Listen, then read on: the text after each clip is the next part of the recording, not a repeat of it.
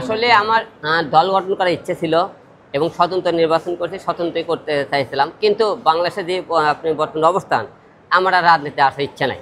কারণ রাজনীতি করতে চাই না, দলও করতে চাই না। কারণ যে দেশের মানুষের জন্য এত কিছু করলাম, সেই দেশের জনগণই আমার পেটে, তাহলে এই দেশের জনগণের কিছু দেখেন, এই যে আদালতে মোটে জায়গা 8-10টা লোক আমাকে পিটতেছে, সেখানে শয়ে লোক দেখতেছে, কেউ অথচ কেউ পাশা বেড়ে আসলো না। আমি কার জন্য মার খেয়েছি? জনগণের জন্য কিন্তু মার খেয়েছি আদালতে। তাহলে কোন দেশের জনগণের আমি নির্বাচন করবো? কার জন্য আমি লড়বো বলেন? আচ্ছা, যখন আওয়ামী লীগ ছিল তখন আমি কি মার খেয়েছি 3 বার।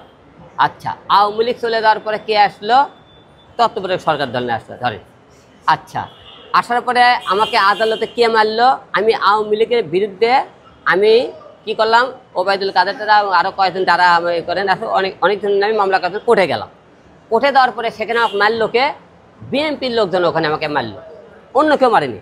তাহলে আমি কোন আওয়ামী লীগের আমলে মার খেলাম, যখন এখন এই সরকারের আমলে মার খেলাম, বিএনপির লোক আমার কোর্টে কেন বলে? আমি তো ভাই বিএনপির বিরুদ্ধে তুমি ইয়ে করে কথাও বলিনি, তারপরে তাদের বিরুদ্ধে মামলাও করতে গেলেনি, আমি আওয়ামী লীগের বিরুদ্ধে মামলা করতে গেছি।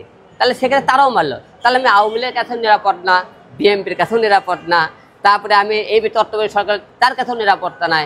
তাই আমি তাহলে কার জন্য নির্বাচন করবো, কার জন্য দেশের জনগণের কথা বলবো বলেন?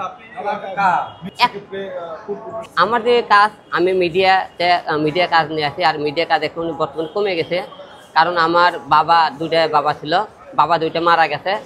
এখন বাবা মারা যাওয়ার পরে আমার 2-3টে সন্তান ছাড়া আর কেউ নেই। তাই আমার এলাকার যে ডিসের কেবল বিজনেস আছে, ওটা নিয়ে এখন সময় দিতেছি। বাদ বাকি টুকটাক আপনি মনে করেন মিডিয়াতে, আর টোটালি রাজনীতি থেকে খোলস।